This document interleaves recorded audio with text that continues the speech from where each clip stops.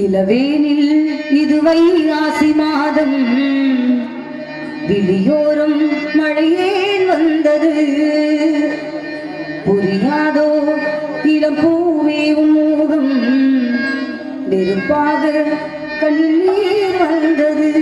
பனிமூட்டம் வந்ததா மலர் தோட்டம் திசை மாறி போனதோ தென்றலே